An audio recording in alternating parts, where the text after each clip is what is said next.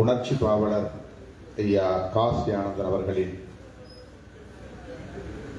விலங்கை உடைத்து என்னும் தன் வரலாற்று நூல் வெளியீட்டு விழாவை தலைமை வகித்து உரையாற்றி விடைபெற்று சென்றிருக்கிற உலகத் தமிழர் பேரமைப்பின் தலைவர் ஐயா பழ நெடுமாறன் அவர்களை, முன்னிலை வகித்து நிகழ்வை நெறிப்படுத்திக் கொண்டிருக்கிற தோழர்கள் ஆவல் கணேசன் அவர்களே, புலவர் ரத்தினவேல் அவர்களே, நூலின் முதல் படியை பெற்றுக்கொண்டு உணர்ச்சி பாவலர் ஐயா காசி ஆனந்தன் அவர்களை வாழ்த்தி உரையாற்றி விடைபெற்று சென்றிருக்கிற திரைப்பட தயாரிப்பாளர் மானமிகு கலைப்புலி எஸ் தானு அவர்களே, எனக்கு முன்னர் இங்கே உணர்ச்சிகரமாக உரையாற்றி அமர்ந்திருக்கிற தமிழக வாழ்வுரிமை கட்சியின் தலைவர் சட்டமன்ற உறுப்பினர் அன்பு இளவல் வேல்முருகன் அவர்களே, தமிழீழ பற்றாளர் டெசோ இயக்கத்தின் தீவிர செயற்பாட்டாளர் வழக்கறிஞர் KS ராதாகிருஷ்ணன் அவர்களே, மறுமலர்ச்சி திராவிட முன்னேற்ற கழகத்தின் துணை பொதுச் செயலாளர் ஆற்றல் மிகு செயல் வீரர் மல்லை சத்யா அவர்களே,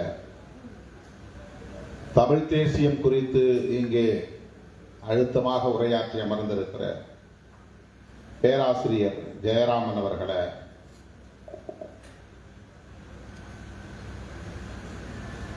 தமிழீழ விடுதலைக்கான களத்தில் இந்தியா எவ்வாறு தொடர்ந்து துரோகம் இழைத்து வருகிறது என்பதை சுட்டிக்காட்டி உரையாற்றி அமர்ந்திருக்கிற தமிழ்நாடு தன்னுரிமை கழகத்தின் தலைவர் திருமிகு பழ கருப்பையா அவர்களை, உரையாற்றி விடைபெற்று சென்றிருக்கிற மூத்த ஊடகவியலாளர் அண்ணன் ஐயநாதன் அவர்களை, இந்த நிகழ்வை இவ்வளவு சிறப்பாக ஒருங்கிணைத்திருக்கிற தமிழ்நாடு மாணவர் கூட்டமைப்பின் தலைவர் தம்பி முனைவர் பாரிமைந்தன் அவர்களை, உரையாற்றி விடைபெற்று சென்றிருக்கிற வழக்குரைஞர் திருமதி பானுமதி அவர்களை, அனைவரையும் வரவேற்று உரையாற்றி சிறப்பித்திருக்கிற கூட்டமைப்பின் சென்னை மண்டல ஒருங்கிணைப்பாளர் துரை தேவேந்திரன் அவர்களை, நன்றி உரை ஆற்றவிருக்கிற வினோத்குமார் அவர்களை, நெறியாளுகை செய்து கொண்டிருக்கிற கூட்டமைப்பின் பொதுச் செயலாளர் ஐயாதுரை சேதுபதி அவர்களை, நிறைவாக நம்மிடையே ஏற்புரை வழங்கவிருக்கிற நூலாசிரியர் உணர்ச்சி பாவலர் ஐயா காசி ஆனந்தன் அவர்களை, நெடுநேரமாக காத்திருக்கிற தமிழ் சொந்தங்களே, உங்கள் அனைவருக்கும் என்னுடைய பணிவார்ந்த வணக்கத்தை தெரிவித்துக் கொள்கிறேன். ஐயா அவர்கள் நேரமில்லை, நான் ஏற்புரை சில நிமிடங்களில் முடித்துக் கொள்ள விரும்புகிறேன். நீங்கள் நேர நெருக்கடி கருதி சுருக்கி விடாதீர்கள், பேசுங்கள் என்று என்னை ஊக்கப்படுத்தி அனுப்பியிருக்கிறார். இந்த நூலை வெளியிடக்கூடிய ஒரு அரிய வாய்ப்பை எனக்கு வழங்கியமைக்காக ஐயா அவர்களுக்கு நான் எனது நெஞ்சார்ந்த நன்றியை முதலில் காணிக்கையாக்குகிறேன். இது வரலாற்று சிறப்பு வாய்ந்த ஒரு வாய்ப்பு.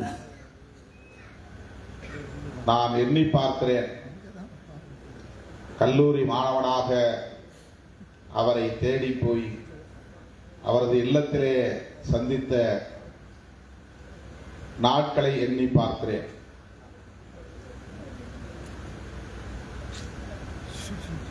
ராயப்பேட்டையிலே ஐயம்பெருமாள் முதலில் தெருவிலே அவர் ஒரு இல்லத்திலே தங்கியிருந்த காலம்.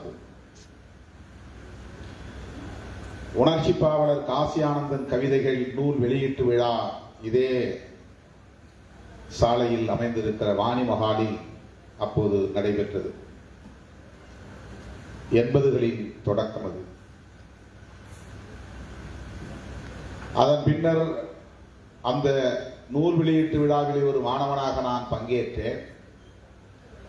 அதன் பின்னர் அவர் தங்கியிருந்த இல்லம் எது என்று தேடி கண்டுபிடித்தேன்.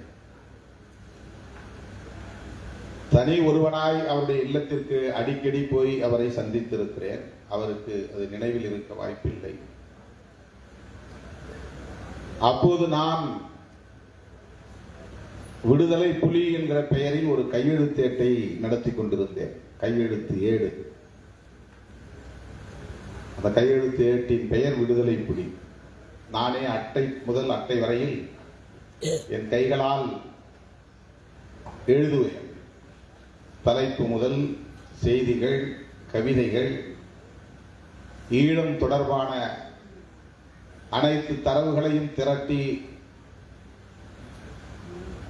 20 பக்கங்கள் அல்லது 30 பக்கங்கள் வருகிற வரையிலே அதை எழுதி 2 நகல் எடுத்து தாடண்ட நகர் நூலகத்திலும் மேற்கு CIT நகர் நூலகத்திலும் பொதுமக்கள் படிப்பதற்காக போடுவதற்கு அப்படி ஒரு 3-4 மாதங்கள் அதை தொடர்ந்து நான் நடத்தி இருக்கிறேன். அவ்வாறு நடத்திய அந்த விடுதலை புலி என்கிற கையெழுத்து ஏட்டை எடுத்துக்கொண்டு போய் அவரிடத்திலே ஒரு முறை காட்டி அவருடைய வாழ்த்தை பெற்றேன். எத்தனையோ பேர் வந்து போகிறவர்களும் நானும் ஒருவர், அவ்வளவுதான். அவருக்கு இப்போது நினைவில் இருக்க வாய்ப்பில்லை. ஒரு முறை நான் போய் வீட்டு வாசலில் ஒரு சின்ன வரண்டா, அதிலே ஒரு பெஞ்ச் போடப்பட்டிருந்தது. அதிலே அமர்ந்திருந்தேன். கதவு திறந்தபடியே உள்ளே இருந்த கட்டிலில் அவர் படுத்திருந்தார். எதையோ படித்துக் கொண்டிருந்தார். அவருடைய கண்களில் கண்ணீர் வடிந்ததை நான் பார்த்தேன். பிறகு தன்னுடைய துணைவியாரோடு அதை பற்றி பேசிக் கொண்டிருந்தார். அதன் பிறகு வெளியே வந்து என்னை அடையாளம் கண்டு, தம்பி வாருங்கள் என்று சொல்லி என்னை தட்டி கொடுத்தார். நான் கையில் இருந்த அந்த ஏட்டை கொடுத்தேன். அதில் முதல் பக்கத்திலே எழுதியிருந்த கவிதை வரிகளை படித்துவிட்டு யார் எழுதியது என்று கேட்டார். நான் தான் எழுதினேன் என்று சொன்னேன். தொடர்ந்து எழுதுங்கள், நன்றாக எழுதுகிறீர்கள் என்று என்னை தட்டி கொடுத்தார். இந்து மாடா பொறுக்கின்றாய் தமிழா, நீ எருமை மாடா மனிதனாடா சொல்வாய் என்று அந்த கவிதை தொடரும். 10 வரிகள் எழுதிய அந்த கவிதைகள் இப்போது எனக்கு நினைவில் இல்லை. அதை நான் பாதுகாத்து வைக்கவில்லை. அந்த வரிகளை படித்துவிட்டு என்னை தட்டி கொடுத்தவர் 19 வயது அல்லது 20 வயதை தொட்ட பருவம் அது. அதன் பிறகு நான் தொடர்ந்து அவருடைய நூல்களை படிக்கக்கூடியவனாக, கவிதைகளை படிக்கக்கூடியவனாக, மாணவர்களுக்கான போராட்ட களங்களில் அவருடைய கவிதைகளை மேற்கோள் காட்டி பேசக்கூடியவனாக, ஈழம் தொடர்பான அனைத்து அறப்போராட்டங்களிலும் பங்கேற்கக்கூடியவனாக என்னை பரிணமித்துக் கொண்டேன். அப்போதெல்லாம் ஆங்காங்கே போராட்டங்கள் வெடிக்கும். மாணவர் போராட்டங்கள். IG அலுவலகத்திற்கு எதிரிலேயே போராட்டம் நடக்கும்.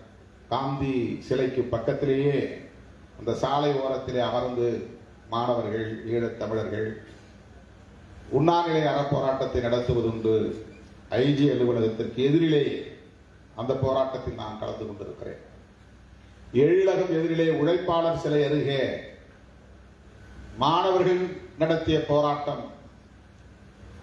ஈழத்தமிழர்கள் பங்கேற்கிற போராட்டம்.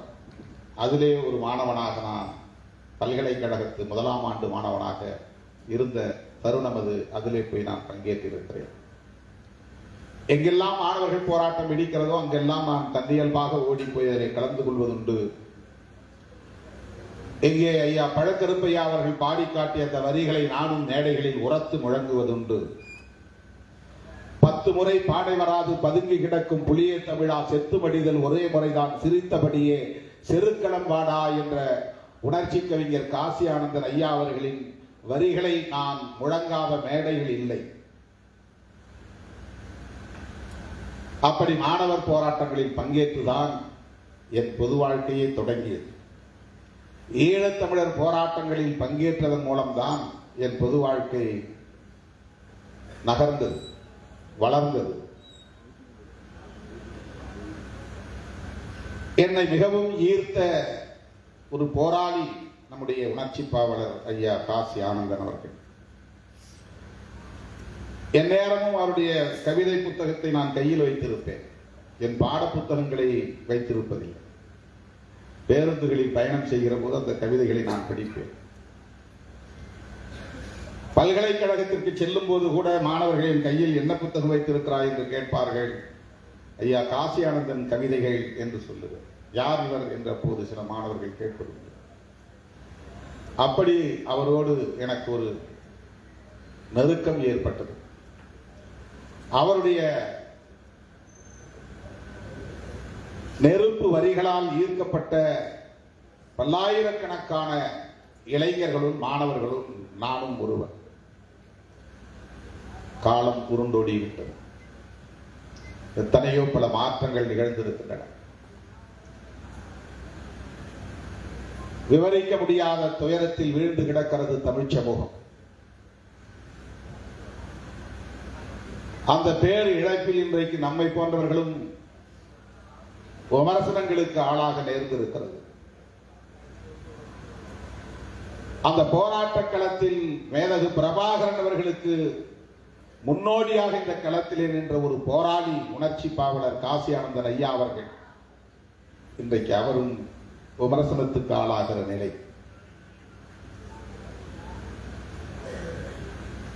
அவருடைய தன் வரலாற்று நூலில் இன்றைக்கு மிக முக்கியமான பாத்திரத்தை வகிக்கக்கூடிய ஒருவனாக அவர் எழுதிய அந்த நூலை வெளியிடக்கூடிய ஒரு வாய்ப்பை பெற்றவனாக இந்த அரங்கிலே உங்கள் முன்னிலையில் நான் நின்று கொண்டிருக்கிறேன் என்பதை எண்ணி பெருமைப்படுகிறேன், மகிழ்ச்சி அடைகிறேன். அவருக்கு எப்படி இந்த நன்றியை சொல்லுவதென்று எனக்கு தெரியவில்லை. திடுமென அண்மையிலே ஒரு நாள் தொலைபேசி வாயிலாக என்னை தொடர்பு கொண்டு வாஞ்சையோடு தம்பி என்று அழைத்தார். ஐயா சொல்லுங்கள் என்றேன். இப்படி ஒரு நூலை நான் தன் வரலாற்று நூலை எழுதியிருக்கிறேன். ஐயா பழநெடுமாறன் அவர்கள் தலைமை வகிக்கிறார். நீங்கள் பங்கேற்ற அந்த நூலை வெளியிட வேண்டும் என்று சொன்னார். யார் யார் அதில் பங்கேற்கிறார்கள் என்றெல்லாம் நான் கேட்கவில்லை. இந்த நூலை உங்களை இல்லாமல் நான் வெளியிட விரும்பவில்லை. அவர் சொன்ன அடுத்த வார்த்தை, நீங்களும் வர வேண்டும் என்று மட்டும் அவர் சொல்லவில்லை. நீங்கள் தான் வெளியிட வேண்டும். நீங்கள் இல்லாமல் இந்த விழாவை நடத்த நான் விரும்பவில்லை. நான் நெகிழ்ந்து போனேன். எனக்கு இப்படி ஒரு வாய்ப்பை வழங்கிய ஐயாவுக்கு நான் எப்படி நன்றி சொல்வது என்று தெரியவில்லை. அவருடைய தன் வரலாற்று நூல் என்பது ஈழ விடுதலைக்கான போராட்ட வரலாறு என்பதை படிக்கிற ஒவ்வொருவரும் புரிந்து கொள்ள முடியும். தம்பி பாரிமைந்தன் என்னிடத்தில் இந்த புத்தகத்தை ஒரு வாரத்திற்கு முன்பே 10 நாட்களுக்கு முன்பே தந்துவிட்டார் என்றாலும் கூட வழக்கமான நேர நெருக்கடியால் புத்தகத்தை தொட முடியவில்லை. இன்று காலைதான் அதை பிரித்து பார்த்தேன். மேடையில் வந்து அமர்ந்த நொடி வரையில் இந்த பொழுது வரையில் நான் ஏறத்தாழ 150 பக்கங்களை படித்திருக்கிறேன்.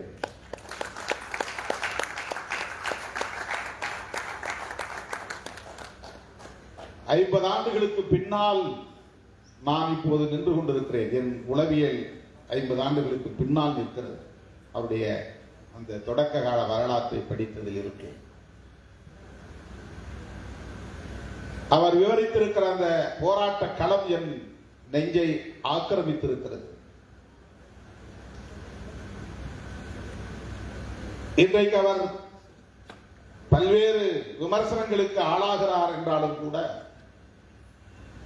உடனிருந்து அவரை உற்று நோக்கியவன், தொடர்ந்து பயணித்தவன், நெருக்கடியான காலச்சூழல்களில் அவரோடு நின்றவன், மக்களுக்காக என்கிற முறையில் அவருடைய பொது வாழ்வில் உள்ள தூய்மையை நான் அறிவேன்.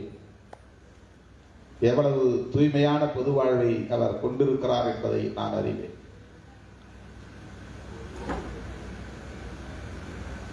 ஈழத் தமிழர்களுக்கும் இந்திய மக்களுக்கும் இடையிலான ஒரு நட்புறவு கழகத்தை தொடங்குகிற போதே என்னை வந்து அவர் தன்னுடைய நண்பர்களோடு திருநாவுக்கரசு என்கிற திரு மாஸ்டர் ஐயா அவர்கள், பிரிகேடியர் தமிழ்ச்செல்வன் அவர்களுடைய உடன்பிறப்பு, இவர்கள் மூவரும் வந்து இப்படி ஒரு நட்புறவு கழகத்தை, ஒரு தோழமை மையத்தை நாங்கள் தொடங்க இருக்கிறோம் தம்பி.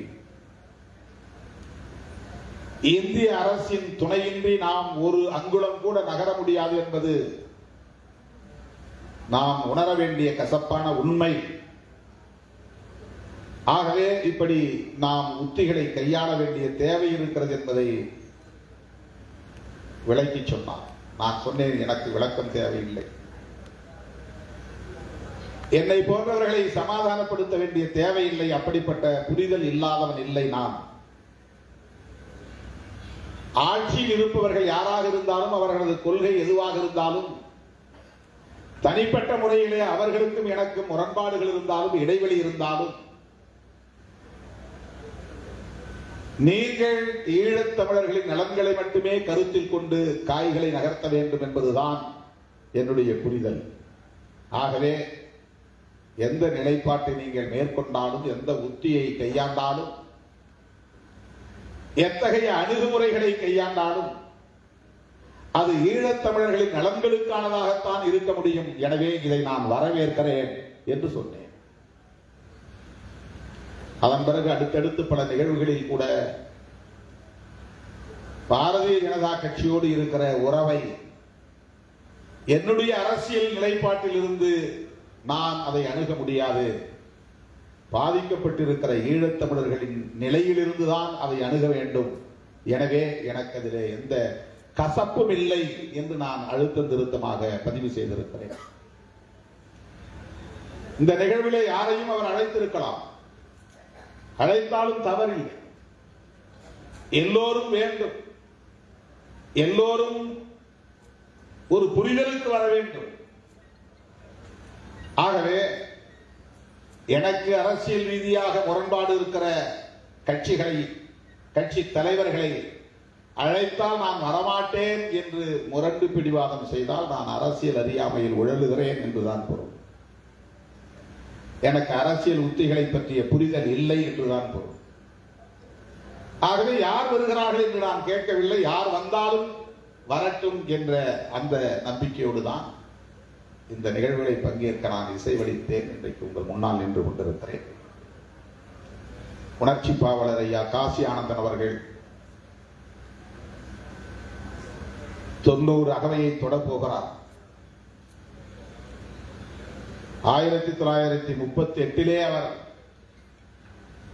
பிறந்தார். இந்த தன் வரலாற்று நூல் அப்படி தொடங்கவில்லை. அவர் இயல்பிலே ஒரு தமிழறிஞர், கவிஞர், இலக்கிய ஆளுமை.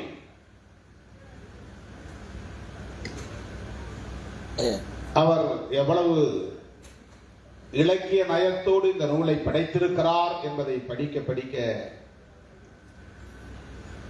தெவிட்டுகிறது என்று சொல்லலாம். அந்த அளவுக்கு தமிழும் நம்மை ஆட்கொள்கிறது, வரலாறும் நம்மை வழிநடத்துகிறது. ஏராளமான செய்திகள்,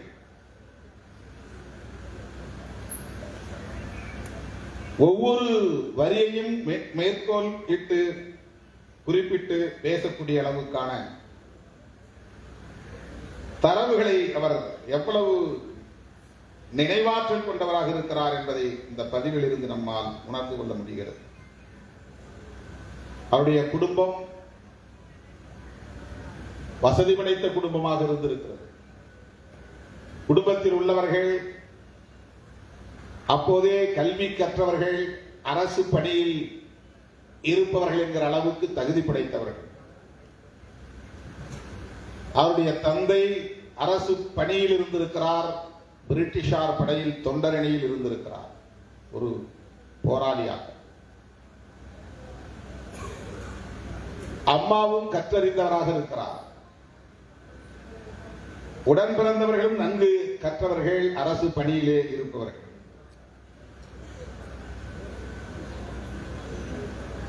தான் உண்டு, தன் வாழ்வுண்டு, தன் குடும்பம் உண்டு என்கிற நிலையிலே தனது வாழ்வை அமைத்துக் கொள்ளாமல் மண்ணுக்காக போராட வேண்டும், மக்களுக்காக போராட வேண்டும் என்கிற போர் குணத்தை பிஞ்சு பருவத்திலேயே உள்வாங்கி இருக்கிறார். தந்தை ஒரு முறை அவரை அழைத்து நெறிப்படுத்தி இருக்கிறார், கண்டித்திருக்கிறார். ஈழத்தந்தை செல்வா தலைமையிலான தமிழரசு கட்சிக்கு பணியாற்றுவதை இவர் பள்ளி பருவத்திலேயே கடமையாக கொண்டிருந்த வேளையில் அவரை அழைத்து கண்டித்து பேசியிருக்கிறார். இன்றைக்கு தமிழரசு கட்சியை உருவாக்கி இருக்கிற தந்தை செல்வா மெத்த படித்தவர். குயின்ஸ் கவுன்சில் என்கிற அளவுக்கான, பேரரசியின் வழக்கறிஞர் என்கிற அளவுக்கான பட்டத்தை பெற்றவர். பெரும் கல்வியாளர், பெரும் செல்வந்தர். தன்னுடைய தகுதியை மிக உயர்ந்த அளவுக்கு உறுதிப்படுத்திக் கொண்டவர். அப்படி தன்னை தகுதிமிக்க ஒருவராக ஆளாக்கி கொண்ட பின்னர் தான் அவர் பொது வாழ்க்கைக்கே வந்திருக்கிறார். நீ இன்னும் பள்ளி படிப்பையே முடிக்கவில்லை, 10ஆம் வகுப்பையே தாண்டவில்லை, இப்போதே உனக்கு என் பொது வாழ்க்கை,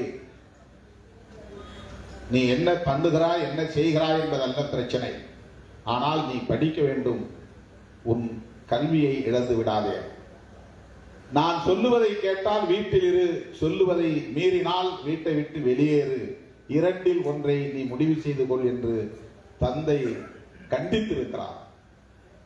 அப்போது இவர் தீர்க்கமாக முடிவெடுத்திருக்கிறார், வீட்டை விட்டு வெளியேறுவது என்று முடிவெடுத்திருக்கிறார்.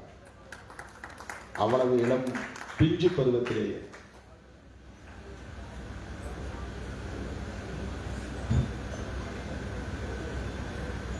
அவரோடு பழகிய நண்பர்கள் அனைவரையும் நினைவிலே கொண்டு ஒவ்வொருவராக அவர் பதிவு செய்து வருகிறார். பெயர்களை எல்லாம் எப்படி அவர் நினைவிலே வைத்திருந்தார், எங்கே அவர் குறிப்பாக எழுதி வைத்திருந்தார் என்று தெரியவில்லை. அவருக்கு இந்த தமிழ் உணர்வு ஊட்டிய ஆசிரியர் சிவபாலன் அவர்களை பற்றியும், அவருக்கு இந்த அரசியல் உணர்வை ஊட்டிய ஓவியர் குமார் அவர்களை பற்றியும், தமிழரசு கட்சி பற்றிய ஈடுபாட்டை இவருக்குள் ஏற்படுத்திய ராஜதுரை அவர்களை பற்றியும், பொது உடைமை இயக்க தோழர் எஸ்போ என்கிற எஸ் பொட்டுதுரை அவர்களை பற்றியும், தன் பெரும் செல்வத்தை எல்லாம் கட்சிக்கு எழுதி வைத்துவிட்டு முழு நேர பணியாளராக இல்லற வாழ்வே வேண்டாம் என்று துறந்துவிட்டு மக்கள் பணி ஆற்றிக் கொண்டிருந்த கிருஷ்ணகுட்டி அவர்களை பற்றியும், அரியநாயகம் அண்ணன் அவர்களை பற்றியும், நல்வரவு முடித்திருத்தகம் வைத்திருந்த ஆரோக்கியம் அண்ணன் அவர்களை பற்றியும், இப்படி ஏராளமான பாத்திரங்கள் குறித்து வாழ்வில் தான் சந்தித்த அத்தனை நண்பர்களை பற்றியும் ஆங்காங்கே பதிவு செய்து வருகிறார்.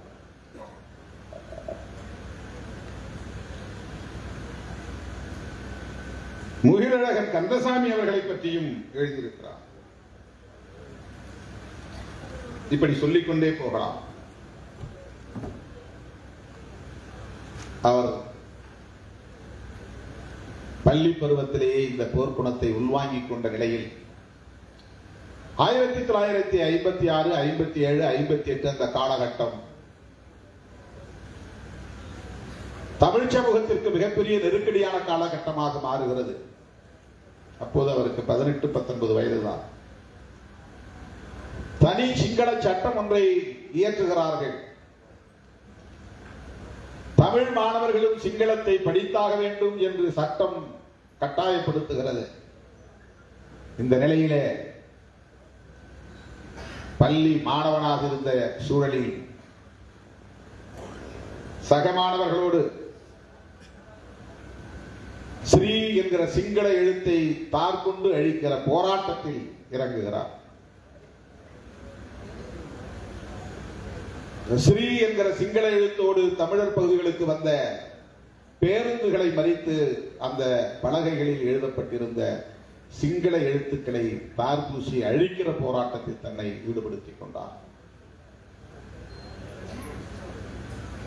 பீப்பாளன் சின்னதுரை என்பவன் அந்த பேருந்துகளில் இருக்கிற எழுத்துக்களை எல்லாம் அழிக்கிறாய், ஆனால் காவல் நிலையத்தில் இருக்கிற எழுத்தை அழிக்கிற துணிச்சல் உங்களுக்கு இருக்கிறதா என்று கேட்டபோது உடனிருந்தவர்கள் எல்லாம் அப்படி செய்ய வேண்டாம் என்று கடந்து போன போது இவர் பாய்ந்தோடி அந்த போலீஸ் நிலையத்திலே காவல் நிலையத்திலே இருந்த சிங்கள எழுத்துக்களை அழிக்க அங்கிருந்த சிங்கள காடையர்கள் காவலர்கள் அவரை தலைமுடியை பிடித்து தரதரவென்று நிலையத்திற்குள்ளே இழுத்துக் கொண்டு போய் உதைக்க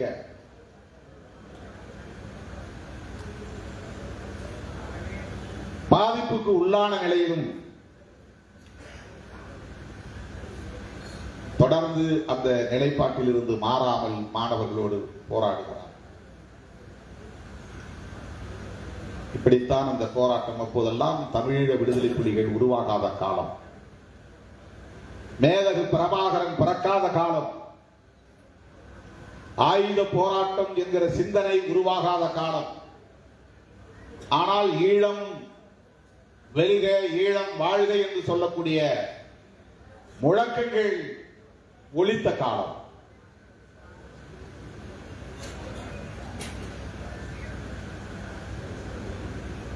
இப்படி பல போராட்டங்களை மாணவர் பருவத்திலேயே முன்னெடுத்து தண்டனைக்கு உள்ளாகி இருக்கிறார். வணக்கத்திற்குரிய மேதர் ஒரு பௌத்த பிக்கு என்று கருதுகிறேன். அவர் ஒரு ரயில் நிலையத்தில் தொடர்வண்டி நிலையத்திற்கு வருகிறார். தனி சிங்கள சட்டம் நிறைவேற்றப்பட்ட சூழலில் வருகிறார். அவருக்கு கருப்பு கொடி காட்ட வேண்டும் என்று முடிவெடுக்கிறார். சகமானவர்களோடு 5 பேர் சேர்ந்து போய் அந்த தொடர்வண்டி நிலையத்திலே காத்திருக்கிறார்கள். இவர் படிக்கிற கல்லூரியின் முதல்வரும் அவரை வரவேற்க வந்து காத்திருக்கிறார். அவர்களுக்கு தெரியாமல் பதுங்கி இருந்து கருப்பு துணியை மறைத்து வைத்திருந்து அவர் தொடர்வண்டியில் இருந்து இறங்கியவுடன் கல்லூரியின் அதிபர் போய் அவரை வரவேற்கிற போது திரும்பி போ சிங்களத்தை திணிக்கிற பௌத்த அதிபரே திரும்பி போ என்று இவர்கள் முழக்கம் எழுப்புகிறார்கள்.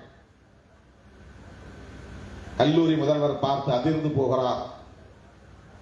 தொடர்வண்டியில் பயணித்த தமிழ் மக்கள் அனைவரும் இந்த மாணவர்களோடு சேர்ந்து இவர்களோடு சேர்ந்து முழக்கம் எழுப்புகிறார்கள்.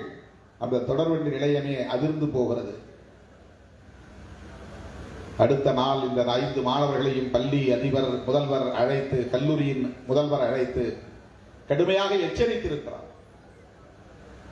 நீ எதற்காக போராடுகிறாய் என்பது ஒரு புறம் இருக்கட்டும், யாரை எதிர்த்து போராடுகிறாய்? இந்த கல்லூரி ஒரு கிறிஸ்தவ கல்லூரி. இதனுடைய தலைவரே அரசாங்க சட்டப்படி அவர்தான். அவரை நாம் வரவேற்கிற போது அவருக்கு எதிராக நீ கருப்பு கொடி காட்டுகிறாய். இந்த கல்லூரி தொடர்ந்து இயங்குமா என்பதை நீ எண்ணி பார்த்தாயா?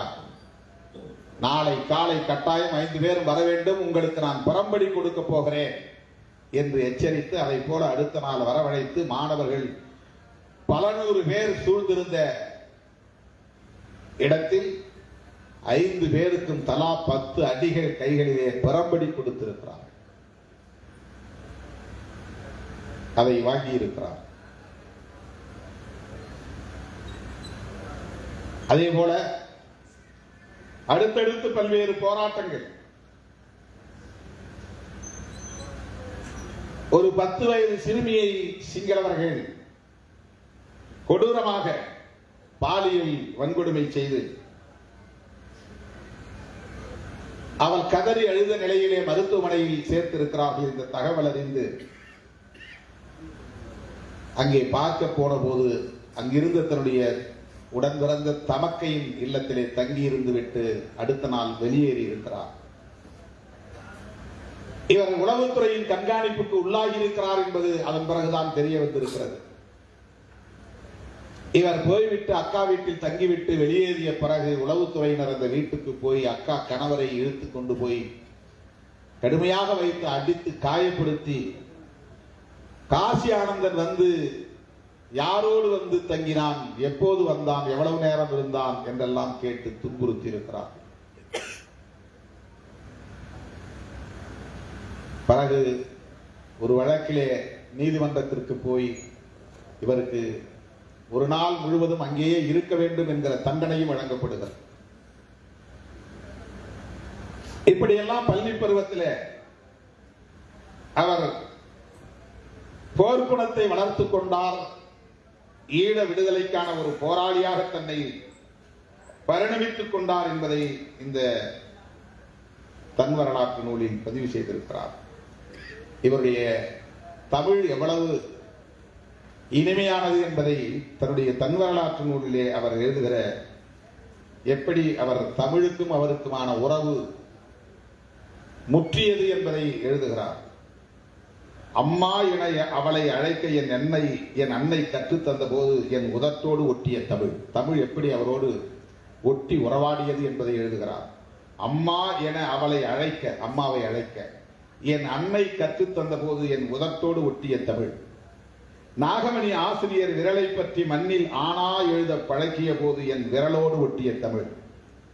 சின்ன அகவையில் ஆசான் சிவபாலன் தமிழ் உணர்வில் என்னை தோய்த்த போது என் நெஞ்சோடு ஒட்டிய தமிழ். உதடோடு ஒட்டிய தமிழ், விரலோடு ஒட்டிய தமிழ், நெஞ்சோடு ஒட்டிய தமிழ். ஆரோக்கிய மன்னனின் முடித்திருத்தகத்தில் தமிழ் நூல்களை நான் படித்த போது என் கண்ணோடு ஒட்டிய தமிழ். தம்பி உனக்கு எதிர்காலம் உண்டடா என்று திரவிய அக்கா என்னை வாழ்த்திய போது என் காதோடு ஒட்டிய தமிழ். பெரியக்கா என் மூச்சையே தமிழாக மாற்றிய போது என் உயிரோடு ஒட்டி கொண்டது என்று தமிழ் எப்படி அவரோடு உயிரோடு ஒட்டி கொண்டது என்பதை எவ்வளவு இலக்கிய நயத்தோடு தமிழுக்கும் அவருக்கும் உள்ள உறவை பதிவு செய்திருக்கிறார் என்பது நம்மை சிலிர்த்து வைக்கிறது. பாலு மகேந்திரா என்கிற ஒரு இயக்குனரை நமக்கு தெரியும். ஆனால் அவர் ஈழத்தமிழர் என்பது எனக்கு உள்ளபடியே தெரியாது. இந்த நூலை படித்த பிறகுதான் இவருடைய நண்பர் என்பதை இங்கே அறிந்து கொள்ள முடிந்தது. இரண்டு பேரும் பக்கத்து பக்கத்து வீட்டை சார்ந்தவர்கள் என்பது, இப்படி எண்ணற்ற பல செய்திகள். அவருடைய பெரியப்பா கதிராமர் என்பவர் தமிழரசு கட்சியிலே இருந்து அரசியல் செய்தவர்.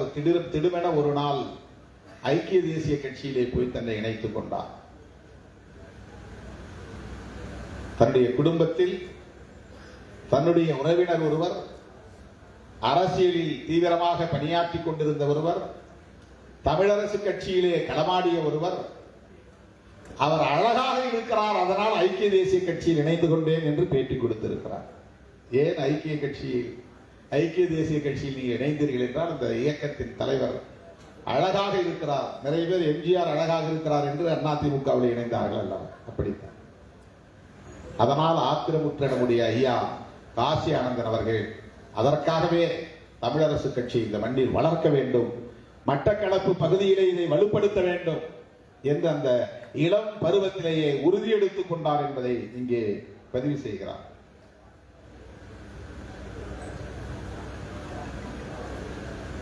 கையெழுத்து ஏட்டை நடத்தி இருக்கிறார். தமிழ் வாலிபர் சங்கத்தை உருவாக்கி இருக்கிறார். அண்ணா எழுதிய ஏ தாழ்ந்த தமிழகமே என்கிற கட்டுரையை, அந்த சொற்பொழிவை படித்து மனப்பாடம் செய்து மாணவ பருவத்திலேயே பேசி காட்டி பாராட்டை பெற்றிருக்கிறார், பரிசில் பெற்றிருக்கிறார், தங்கப்பதக்கம் வென்றிருக்கிறார். ஏ தாழ்ந்த தமிழகமே என்னும் சொற்பொழிவை மனப்பாடம் செய்து அன்று பேச்சு போட்டியில் நான் உரையாற்றியதும் தங்கப்பதக்கம் வென்றதும் அழிவாத நினைவாகும். இந்த வரலாற்றிலே 150 பக்கத்தில் நாம் படிக்கிற போது தமிழ்நாட்டோடும் ஈழத்தமிழர்களுக்கு தமிழ்நாட்டோடு உள்ள உறவு எவ்வளவு பின்னி பிணைந்த ஒன்று என்பதை புரிந்து கொள்ள முடிகிறது. தமிழ் பண்ணை என்ற ஒரு நூலகம், அதாவது விற்பனையகம், அவர் தமிழ்நாட்டை சார்ந்தவர். மட்டக்களப்பிலே நூல் விற்பனையகம் வைத்திருக்கிறார். அங்கே நாள்தோறும் போய் அமர்ந்து அங்கு வருகிற நாளேடுகள், வார ஏடுகள், புத்தகங்கள், சங்க இலக்கியங்கள் என்று எல்லாவற்றையும் உரிமையோடு எடுத்து படித்து, அப்படித்தான் தமிழ் உணர்வை நான் வளர்த்து கொண்டேன், தமிழ் பண்ணை எனக்கு எவ்வாறு பயன்பட்டது என்பதை ஒரு இடத்திலே பதிவு செய்கிறார். சிவகங்கை மாவட்டத்தை சார்ந்த அதிகரம் என்னும் ஊரில் பிறந்தவர் தமிழ் பெரும் பாவலர் பரமஹம்சதாசன். அவருடைய நூல்கள், அவருடைய இலக்கியம் எந்த அளவுக்கு இவருக்குள்ளே பாதிப்பை ஏற்படுத்தியது என்பதையும், தமிழீழ விடுதலை இயக்கத்தின் முன்னோடி அவர்தான் என்று பதிவு செய்கிறார் பரமஹம்சதாசன். அதே போல சுத்தானந்த பாரதியாருடைய கவிதைகளை, அவருடைய உரைகளை, அவருடைய சிந்தனைகளை சிலாகித்து இங்கே பதிவு செய்திருக்கிறார். அவர் ஒரு முறை ஒரு நிகழ்ச்சியிலே பங்கேற்று உரையாற்றிய பிறகு, மாணவன் என்று ஏன் அழைக்கப்படுகிறது, அந்த சொல்லுக்கு என்ன பொருள் என்று மாணவர்களை பார்த்து கேட்டபோது யாரும் பதில் சொல்லவில்லை. 14 வயதான காசி ஆனந்தன் ஐயா அவர்கள் எழுந்து, மான் என்றால் சிறப்பு, மாணவன் என்றால் சிறப்புக்குரியவன் என்று விளக்கமளித்ததால் அவரை ஆரத்தழுவி பாராட்டி உச்சி மோந்ததை இங்கே நினைவு கூறுகிறார்.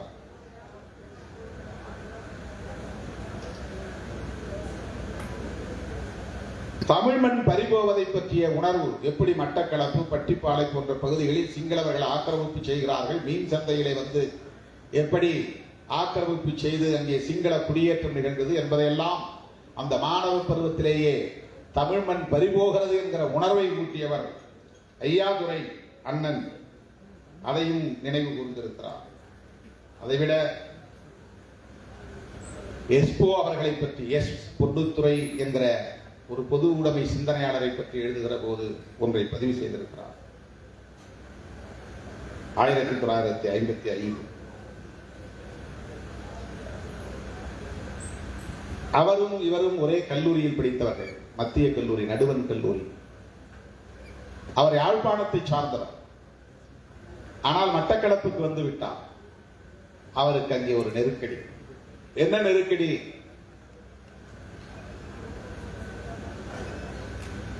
சாதிய நெருக்கடி.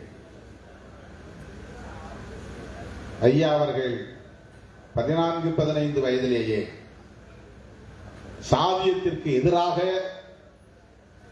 தன்னை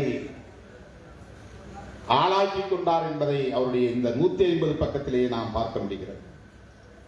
சாதியத்திற்கு எதிராக எப்படி அவர் தன்னை வளர்த்துக் கொண்டார் என்பது. எஸ்பு அவர்கள் நலவன் என்கிற ஒரு சமூகத்தை சார்ந்தவர். ஈழத்திலே நலவன் என்ற ஒரு சமூகம் இருக்கிறது. அவர்கள் அங்கே உள்ள தீண்டப்படாத சமூக பிரிவினர். அவர்களை அந்த பகுதியில் எப்படி நடத்துவார்கள் என்பதை பற்றி டேனியல் பஞ்சமர் என்கிற ஒரு புதினத்திலே விரிவாக எழுதியிருக்கிறார். அதையும் ஐயா அவர்கள் இங்கே பதிவு செய்திருக்கிறார்.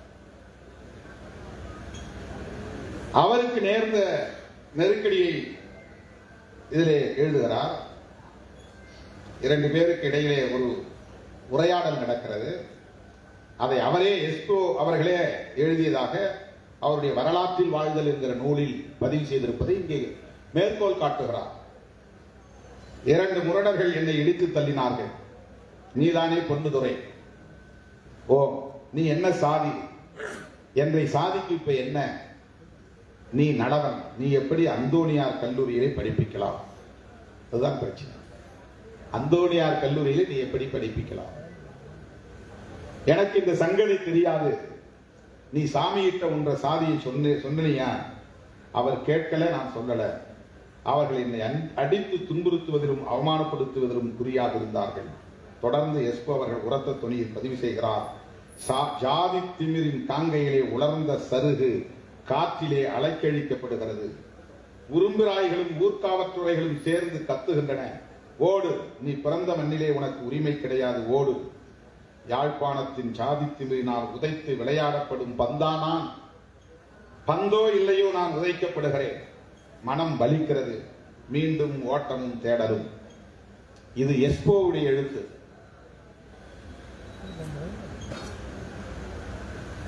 ஐயா அவர்கள் அதை இங்கே பதிவு செய்கிறார். அதன் பிறகு அவர் மட்டக்களப்பிலே ஒரு உயர்குடி சமூகத்தில் பிறந்த, அதாவது வேளாளர் சமூகத்திலே பிறந்த ஈஸ்வரம் என்கிற ஒரு பெண்மணியை திருமணம் செய்து கொள்கிறார். இன்டர் காஸ்ட் மேரேஜ், சாதி மறுப்பு திருமணம். அதை வரவேற்று இதிலே பதிவு செய்திருக்கிறார். ஆனால் அந்த எஸ்போ இவருடைய கருத்துக்கு நேர் எதிரானவர், இவருடைய சிந்தனைகளுக்கு நேர் எதிரானவர். அவரும் மிகச்சிறந்த பேச்சாற்றல் உள்ளவர், எழுத்தாற்றல் உள்ளவர்.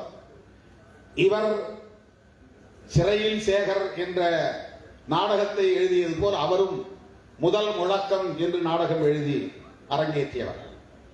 அந்த முதல் முழக்கம் என்கிற நாடகத்தில் இவரை எல்லாளனாக நடிக்க வேண்டும் என்று வலியுறுத்துகிறார். அதில் உள்ள கருப்பொருள் இவருடைய அரசியலுக்கு நேர் எதிரானது. முதல் முழக்கம் என்கிற கதையின் கரு என்னவென்றால், இலங்கை தீவு சிங்களவர்களுக்கே சொந்தமானது. தமிழர்கள் தமிழ்நாட்டில் இருந்து இந்தியாவில் இருந்து வந்தேறியவர்கள். ஆகவே அங்கே மன்னனாக இருந்த கைமுனு என்பவன் எல்லாளனை எதிர்த்து போராடி அவனை வீழ்த்துகிறான். கைமுனு எழுப்பிய முழக்கம்தான் முதல் முழக்கம். இதுதான் எஸ்போ அவர்களின் கதை. மகாவம்சத்திலே வரக்கூடிய ஒரு பகுதியை அவர் நாடகமாக எழுதுகிறார். அதிலே இவரை எல்லாளனாக நடிக்க சொல்கிறார். எல்லாளனாக நடித்து அவர் எழுதிய வசனங்களை இவர் பேச வேண்டும். எஸ்போ தமிழர்களின் அரசியலுக்கு எதிரானவராக இருக்கிறார். அவர் எழுதிய நாடகத்தில் நீ எப்படி நடிக்கலாம் என்று இவரோடு இருந்த மற்ற தோழர்கள் இவரை கண்டித்திருக்கிறார்கள். ஆனாலும் ஒப்புக்கொண்டோம், எனவே அதில் நடித்தாக வேண்டும் என்று நடிக்கிறார். இவர் எந்த அளவுக்கு போர்க்குணம் உள்ளவர், தான் உள்வாங்கிக் கொண்ட அரசியலில் உறுதியாக இருப்பவர், சொல்ல வேண்டிய செய்தியை சொல்ல வேண்டிய இடத்தில் துணிச்சலாக சொல்லக்கூடியவர் என்பதற்கு இந்த ஒன்று நமக்கு பெரும் சான்றாக இருக்கிறது. உள்ளபடியே நான் வியந்து போனேன். அவர் என்ன எழுதுகிறார் என்றால், எல்லாளன் கைமுனு போர். கடைசியாக எல்லாளன் மீது கைமுனு ஏவிய அம்பு அவன் மார்பிலே பாய்ந்து விடுகிறது. மார்பிலே பாய்ந்த அம்பை கையிலே எடுத்து வைத்துக் கொண்டு அவன் வசனம் பேச வேண்டும். அந்த வசனத்தை பேசி முடித்ததும் படம், அந்த நாடகம் முடிகிறது. அதுதான் கடைசி காட்சி, கிளைமாக்ஸ். அதில் என்ன சொல்லப்படுகிறது என்றால், இலங்கை தீவு முற்றாக சிங்களவர்களுக்கே உரிய தேசம். எல்லாளன் என்கிற தமிழன் வேறு நாட்டில் இருந்து இங்கே வந்தேறியவன். அவனை போரில் கைமுனு வீழ்த்தி விடுகிறான். இதுதான் காட்சி. அதில் அவர் எழுதிய நாடக உரை. எல்லாளனாக இவர் பேச வேண்டும். நாடகத்தின் முடிவில் அந்த ஈட்டியை கையால் பற்றிக் கொண்டு நெஞ்சிலிருந்து பாயும் குருதியோடு பேச வேண்டும். எஸ்போ அவர்கள் எழுதிய நாடக உரை.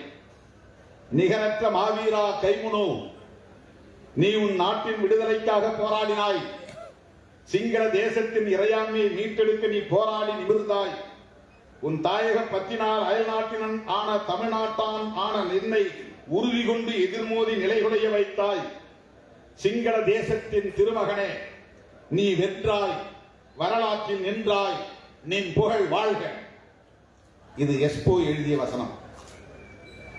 எல்லாளன் வேடம் தரித்திருக்கிற, அந்த பாத்திரம் ஏற்றிருக்கிற காசி ஆனந்தன் ஐயா அவர்கள் பேச வேண்டிய கடைசி வசனம், கடைசி காட்சி, இறுதி காட்சி. இவர் உள்வாங்கிய அரசியல் இதை பேசுவதற்கு இவரை அனுமதிக்கவில்லை.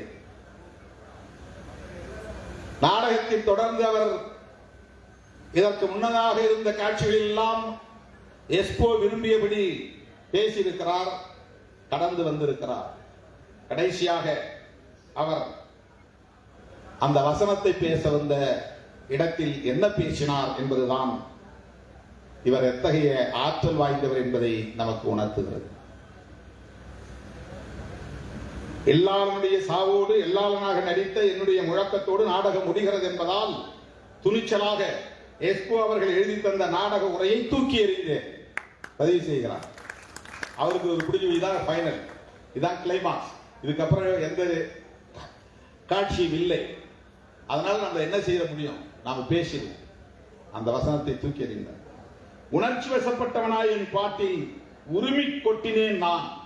அவர் எழுதுகிறார், என்ன உரிமை கொட்டினார்? அடே கைமுனு, சிங்கள இணையறியனே, நீ வென்று விட்டதாய் நினைக்கிறாய். நேர் நின்று வென்றாயா? இல்லை, சூழ்ச்சியால் என்னை வீழ்த்தினாய். எல்லாம் முடிந்ததாய் என்னாலே தெரிந்து கொள். சிங்கள மொழியும் சிங்கள இனமும் தோன்றும் முன் தமிழும் தமிழினமும் தோன்றிய இலங்கை தீவு தமிழன் மன்னடா. தமிழன் மண், இழந்த மண் எங்கள் சொந்த மண். இழந்த மண்ணை தமிழன் மீண்டும் ஆளும் காலம் வரும். இருந்து பா, தமிழரசு அமையுமடா, அமையும். வாழ்க தமிழரசு, வாழ்க தமிழரசு. காட்சி முடிந்தது. எஸ்போ எழுதிய வசனம் இல்லை. அந்த இடத்திலேயே வசனத்தை ஒரு புலி உருமுவது போல் உரிமை தன் உணர்ச்சியை வெளிப்படுத்தியவர் தான் நம்முடைய உணர்ச்சி பாவலர் ஐயா காசி ஆனந்தன் அவர்கள். இதெல்லாம் 20 அகவைக்குள் நிகழ்ந்தது. 20 அகவைக்குள் நிகழ்ந்தது. இதுவெல்லாம் ஈழ விடுதலை போராட்டம் ஆயுத போராட்டமாக மாறுவதற்கு முன்பு நிகழ்ந்தவை. இவையெல்லாம் தமிழீழ தேசிய தலைவர் அண்ணன் மேதகு பிரபாகரன் அவர்கள் தோன்றுவதற்கு முன்னதாக நிகழ்ந்தவை, அரங்கேறியவை. எண்ணி பார்க்க வேண்டும். சாதியத்தை கண்டிப்பதில் இவருக்குள்ள ஈடுபாடு எவ்வளவாக இருந்தது என்பதை மட்டும் சொல்லி நான் முடிக்க விரும்புகிறேன். உள்ளபடி அது ரொம்ப மிக மிக முக்கியமான ஒரு பதிவு. இவர் பெரிதும் போற்றக்கூடியவர், ஆற்றல் வாய்ந்த ஒரு அரசியல் தலைவர்.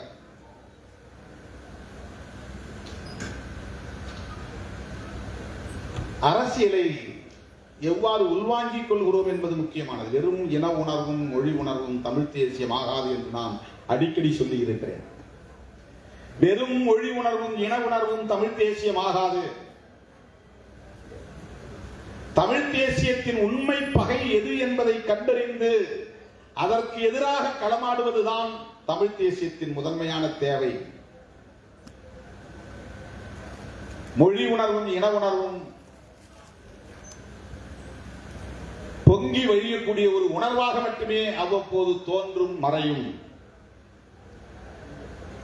அடிப்படை அரசியலை புரிந்து கொண்டு உண்மையான நட்பு சக்திகள் யார், பகை சக்திகள் யார், வேறறுக்கப்பட வேண்டிய பகை எது என்பது வரையில் நமக்கு ஒரு தெளிவு வேண்டும். அதுதான் முக்கியமானது. அது இல்லை என்றால் நாம் இடையிடையே தடுமாறக்கூடியவர்களாக மாறுவோம். அதற்கு ஒரு சான்று இவருடைய வாழ்க்கையில் நிகழ்ந்திருக்கிறது.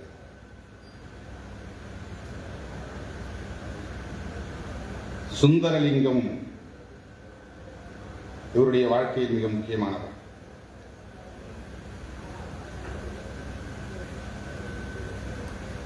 அவர் எப்படிப்பட்டவர் என்றால் சிங்கள எதிர்ப்பில் அதிதீவிரமானவர், ஒரு மகத்தான போராளி. சிங்கள இனவெறியர்கள் தமிழீழத்தில் உள்ள பள்ளிக்கூடங்களில் தமிழ் மாணவர்களுக்கு சிங்கள மொழி மூலம் பாடங்களை கற்றுக் கொடுக்க வேண்டும் என்று கூச்சலிட்ட போது, நீங்கள் சிங்களத்தை எங்கள் மாணவர்களுக்கு கற்றுக் கொடுப்பதற்கு முன்பு அவர்கள் துப்பாக்கியால் சுடுவதற்கு கற்றுக்கொள்வார்கள் என்று சினம் பொங்க முழங்கியவர் சுந்தரலிங்கம். அப்படிப்பட்ட அந்த சுந்தரலிங்கம் சிங்கள ஆதிக்கத்தை பௌத்த சிங்கள ஆதிக்கத்தை எதிர்க்கிற அரசியலை போர்க்குணத்தை உள்வாங்கிக் கொண்டாலும் அடிப்படை அரசியலில் உள்ள புரிதல் பிழையாக இருந்தால் நட்பு சக்திகளை நம்மால் அரவணைக்க முடியாமல் போய்விடும். 30 ஆண்டு காலம் ஈழத்தமிழர்களுக்காகவே போராடிய இயக்கம் சிறுத்தைகள் இயக்கம் தேர்தல் அரசியலில் ஒரு நிலைப்பாடு எடுத்ததற்காக சிறுத்தைகள் இயக்கத்தை எவ்வளவு கொச்சையாக விமர்சிக்க முடியுமோ அவ்வளவு கொச்சையாக இந்த மண்ணிலே சிலர் விமர்சித்தார். அது அரசியல் அறியாமை. நட்பு சக்திகளை இழப்பது என்பது அரசியல் அறியாமை. தேர்தல் தொடர்பான அரசியல் நிலைப்பாடுகள் என்பது முற்றிலும் வேறானது. கொள்கை சார்ந்த அரசியல் நடவடிக்கைகள் என்பது முற்றிலும் வேறானது. தேர்தல் தொடர்பாக எடுக்கிற நிலைப்பாடுகள் தற்காலிகமானவை, இடைக்காலமானவை. கொள்கை தளத்தில் நாம் எடுக்கிற நிலைப்பாடுகள் நிலையானவை, நீடிக்கக்கூடியவை. இந்த புரிதல் தேவை. தேர்தலின் போது ஒரு கட்சியோடு சேருவது அல்லது கட்சியை விட்டு வெளியேறுவது என்பது ஒரு ஸ்ட்ராட்டஜி, ஒரு உத்தி, அவ்வளவுதான். அது ஒரு கோட்பாடு கிடையாது, அது ஒரு ஸ்ட்ராட்டஜி. தேர்தலில் பங்கேற்பது அல்லது தேர்தலை புறக்கணிப்பது என்பது ஒரு ஸ்ட்ராட்டஜி, அது ஒரு உத்தி. அது ஒரு கோட்பாடாக இருக்க முடியும். தமிழ் தேசியத்தின் எதிரி எது? தெலுங்கு தேசியமா, கன்னட தேசியமா, மலையாள தேசியமா, இந்திய தேசியமா? இந்திய தேசியம் என்பது மொழிவழி தேசியத்திற்கு எதிரானது. மொழிவழி தேசியத்திற்கு இந்திய தேசியம் எதிரானது. இந்த அடிப்படையை முதலில் புரிந்து கொள்ள வேண்டும்.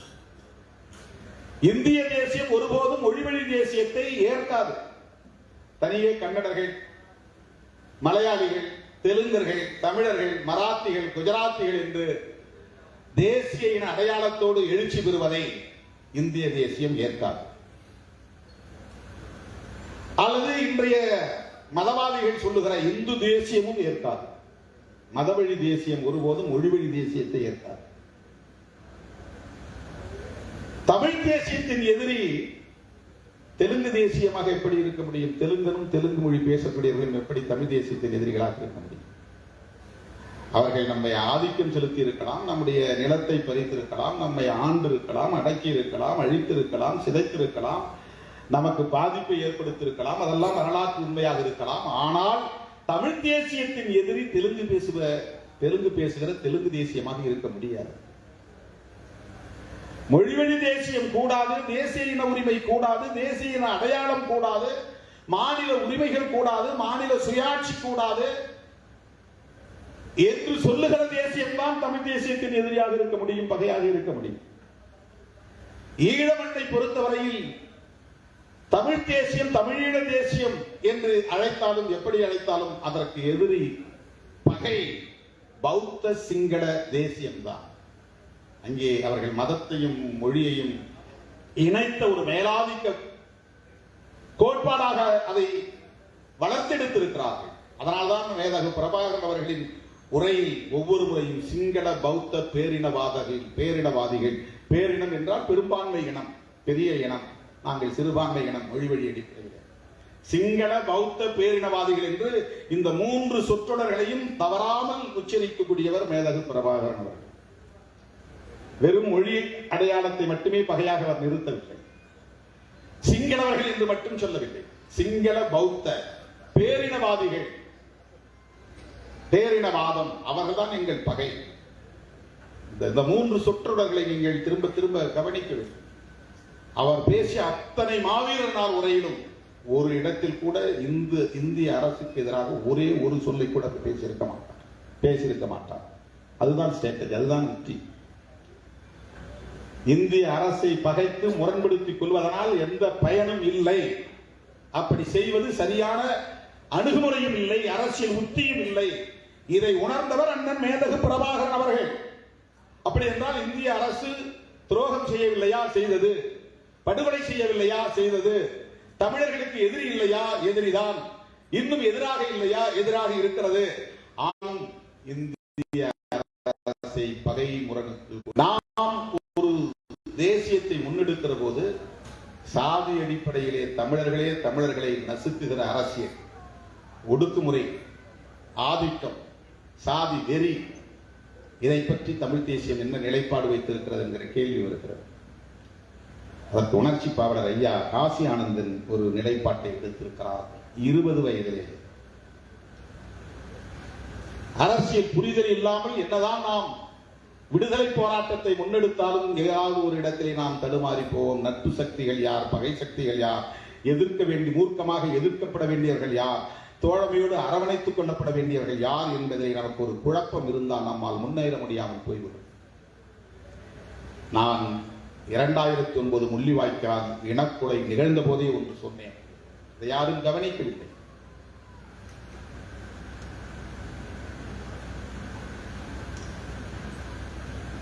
இந்த விடுதலை போராட்டம் வீழ்ச்சி அடைந்ததிலே தமிழ் சமூகத்துக்குள் நிலவிய உள்ளீடான அகநிலை முரண்கள், சாதிய முரண்களும் ஒரு முக்கியமான பங்கு வகிக்கிறது என்று நான் சொன்னேன். இது சுய விமர்சனத்திற்கு உட்பட்ட ஒன்று, ஆய்வுக்கு உட்படுத்தப்பட வேண்டிய ஒன்று. புதிதாக எதையும் நான் தொடங்கி வைக்கவில்லை. இந்த உணர்வு எனக்கு மேலெழுந்ததற்கு காரணம் அண்ணன் அவர்களோடு நான் உரையாடிய பொழுதுகளில் ஏற்பட்ட தாக்கம் தான். வேறு யாரோடும் அவர் அப்படி பகிர்ந்திருக்க வாய்ப்பில்லை. 2002 அதற்கு பிறகு 2004 நான் தொடர்ந்து ஈழத்துக்கு செல்லுகிற வாய்ப்பை பெற்றேன். ஒவ்வொரு முறையும் 1 மணி நேரத்திற்கு மேலாக அவரோடு தனிமையில் அமர்ந்து உரையாடுவதற்கான வாய்ப்பை பெற்றேன். அவரும் நானும் மட்டுமே அமர்ந்து பேசியிருக்கிறோம். ஏராளமான தரவுகளை, நிகழ்வுகளை, வழிகளை மனம் திறந்து என்னோடு பகிர்ந்து கொண்டார், எனக்கு ஊக்கம் கொடுப்பதற்காக. மதிவதனி அவர்களை திருமணம் செய்து கொண்ட நிகழ்வு வரை அதில் ஏற்பட்ட பிரச்சனைகள் தொடர்ந்து உள்ளிட்டு அனைத்தையும் மனம் திறந்து என்னோடு பகிர்ந்து கொண்டார். கட்சிக்குள் எந்த சாதி இயக்கத்திற்குள் கிடையாது.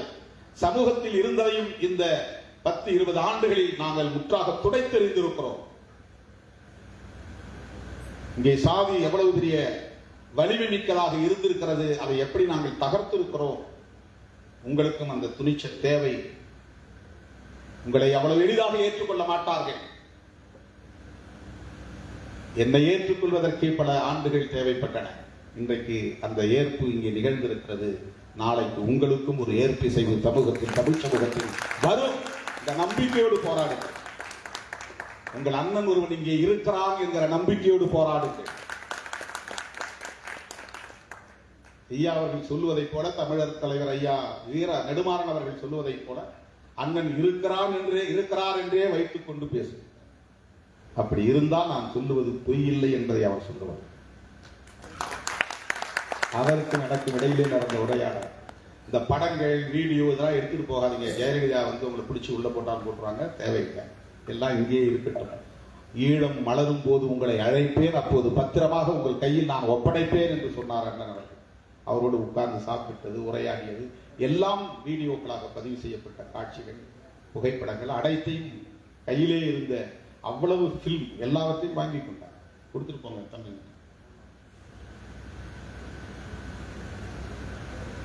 தமிழ் சமூகத்தில், ஈழத்தமிழ் சமூகத்தில் நிலவிய சாதிய முரண்கள் குறித்து வேறு எவரிடமும் அவ்வளவு தூரம் அவர் மனம் திறந்து பகிர்ந்திருக்க வாய்ப்பே இல்லை. என்னிடத்தில் அவர் பேசினார்.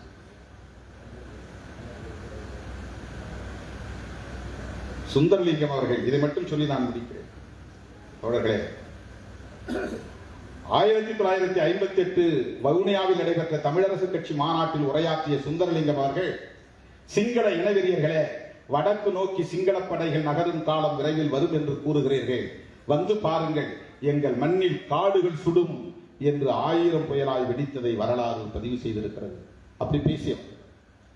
தலை நிமிர்ந்து நின்ற சுந்தரலிங்கம் அவர்களின் வாழ்வில் பிற்காலத்தில் ஏற்பட்ட தடுமாற்றத்தை, தலைக்குனிவை நூலில் பதிவு செய்வதை என்னால் தவிர்க்க முடியவில்லை. இது அவர் எழுதாமல் இருக்கலாம். சொல்றாரு, இதை பதிவு செய்யாமல் என்னால் இருக்க முடியவில்லை, தவிர்க்க முடியவில்லை. சிறைச்சாலையில் நான் இருந்த காலகட்டத்தில் தான் வெளியே பெருமைமிக்க சுந்தரலிங்கம் அவர்களின் வாழ்க்கை சிறுமையுற்று கலங்கப்பட்டது. இவர் ஜெயிலில் இருக்கிறார். அப்ப இது நடக்குது. மாவிட்டபுரம் கந்தசாமி கோயிலில் தாழ்த்தப்பட்ட மக்கள் கோயில் நுழைவு போராட்டம் நடத்திய போது சே. சுந்தரலிங்கம் அவர்கள் கோயில் வாசலில் கைத்தடியோடு நின்று போராளிகளை தடுத்து நிறுத்தி மாபெரும் பழிக்கு ஆளானார். உள்ள நுழையாதீங்க, எஸ்சி பசங்க யாரும் உள்ள நுழையாதீங்க. சிறைச்சாலையில் இருந்த என் நெஞ்சின் சிறை உடைத்துக் கொண்டு சினம் பொங்கிற்று. சுட சுட 4 வரிகளை ஒரு அஞ்சல் அட்டையில் எழுதி சுந்தர் என்கிற சுந்தரலிங்கம் அவர்களுக்கு நான் அனுப்பினேன். அதுல அவுன்சு, இராத்தல், அந்தர், தொன் இதெல்லாம் நிறுத்தல் அளவைக்கு பயன்படுத்தக்கூடிய சொற்கள். அதையும் அவர் எழுதுறாரு. அதையும் நமக்கு எஜுகேட் பண்றார். அங்க பயன்படுத்தக்கூடிய கிலோன்னு சொல்றோம் இல்லையா, அப்ப அந்த காலத்துல ராத்தல் அப்படின்னு சொல்லுவாங்க, அந்தர் சொல்லுவாங்க, தொன் சொல்லுவாங்க. அதை எழுதுறாரு. 112 ராத்தல் ஓர் அந்தர், அதாவது 100 வெயிட். இதுதான் இன்று நான் சுந்தரலிங்கம் அவர்களுக்கு அனுப்பி வைத்த இடி சுமந்த அஞ்சல் அட்டை. சுந்தரலிங்கம் இல்லையா, ஆனால் சுந்தர், உன் மண்டையில் கல்வி ஒரு அந்தர், அதாவது 112 ராத்தல். உன் மண்டையில கல்வி இருக்கு, எஜுகேஷன் படிச்சிருக்கிற. உன் மண்டையில் கல்வி ஒரு அந்தர், களிமண் ஒரு அந்தர். களிமண் இருக்குது, ஒரு பக்கம் கல்வி இருக்கு, இன்னொரு பக்கம் களிமண் இருக்கு. உன்னை சும்மா விடமாட்டார் மாவிட்டபுர கந்தர். அது கந்தர் கோயில், அது முருகன் கோயில். இது அப்ப 20 வயசுல அவர் எழுதிய கவிதை அஞ்சல் அட்டையில. ஏன்னா அவர் ஜெயில இருக்கிறார். அவருக்கு சிறையில் இருக்கும்போது தகவல் வருது, இந்த மாதிரி ஒரு போராட்டம், கோயில் நுழைவு போராட்டம் நடந்துச்சு. அந்த போராட்டத்தில் சுந்தரலிங்கமே போய் நின்னால் விஷயம் யாரும் உள்ள நுழைவிடாமல் தடுத்திருக்கிறார்னு ஒரு செய்தி. தன் வரலாற்று நூலில் இதை அவர் பதிவு செய்வது எவ்வளவு நேர்மையான போராளி என்பதை நமக்கு உணர்த்துகிறார். ஒன்றை நான் சொல்லுகிறேன் தோழர்களே, சாதியத்திற்கு தீர்வை தேடாமல் தமிழ் தேசியம் வெற்றி பெற வாய்ப்பே கிடையாது. இந்திய தேசியம் என்பது இங்கே இந்து தேசியமாகத்தான் இருக்கிறது. இந்து தேசியம் என்பது சாதிய தேசியமாகத்தான் இருக்கிறது. இங்கே பார்ப்பனர் அல்லாதவர்கள் தான் இதை தூக்கி பிடித்து கட்டி காப்பாற்றிக் கொண்டிருக்கிறார்கள். இதை நாம் வெளிப்படையாக உரையாடாமல், இதற்கு ஒரு தீர்வை தேடாமல் அடுத்த அங்குலம் கூட நம்மால் நகர முடியாது. பிஜேபி கொடியை ஊர் ஊராக போய் ஏற்றுகிறார்கள், பிஜேபி சின்னத்தை ஊர் ஊராக போய் வரைகிறார்கள். திருமாவளவன் தமிழ் தேசியத்திற்காகவும் தமிழீழத்திற்காகவும் உழைக்கிற மக்களின் ஒற்றுமைக்காகவும் போராடி கொண்டிருக்கிற நிலையில் அவன் கொடியை அறுத்தறி என்று சொல்லுகிறார்கள். திருமாவளவன் நட்பு சக்தியா, பகை சக்தியா? இதிலே நமக்கு ஒரு தெளிவு வேண்டுமா வேண்டாமா? இதையெல்லாம் விட்டுவிடு நாம் தமிழராய் சேருவோம் என்றால் இது ஹம்பக், இது மோசடி, இது ஏமாற்று வேலை. இதையெல்லாம் உரையாடாமல் தமிழ் தேசியத்தை வென்றெடுத்து விட முடியாது. வெறும் மொழி உணர்வு, இன உணர்வு தமிழ் தேசியம் ஆகாது. தமிழ் தேசியத்தின் பகை, உண்மை பகை எது என்பதை கண்டறியக்கூடிய கோட்பாட்டு புரிதல் தான் உண்மையான தமிழ் தேசியத்திற்கு வழிவகுக்கும். சனாதன எதிர்ப்பில் தான் தமிழ் தேசியம் அடங்கி இருக்கிறது. சமத்துவ அரசியலில் தான் தமிழ் தேசியம் அடங்கி இருக்கிறது. மகளிர் விடுதலையில் தான் தமிழ் தேசியம் அடங்கி இருக்கிறது. இந்த புரிதல் இல்லாமல் நாம் அனைவரும் மொழியால் தமிழர்கள், இனத்தால் தமிழர்கள் என்கிற உணர்வு மட்டுமே போதாது என்பதுதான். அவ்வளவு பெரிய ஒரு போராளி, ஈழத்தமிழர்களுக்காக, தமிழ் ஈழத்திற்காக தன்னை ஒப்படைத்துக் கொள்ளக்கூடிய அளவுக்கு போர்க்குணம் வாய்ந்த ஒரு பாத்திரம். சக உடன் பிறந்த தமிழர்களை சாதியின் பெயரால் தடுத்து நிறுத்துகிற உளவியல் மேலோங்கி இருக்கிறது என்றால் எங்கே தமிழ் ஈழத்தை வென்றெடுக்க முடியும்?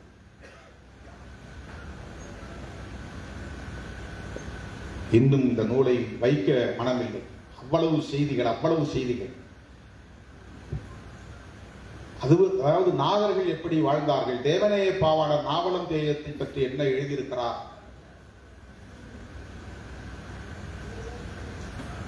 80,000 ஆண்டுகளுக்கு முன்னால் தென்னாப்பிரிக்க கண்டத்தில்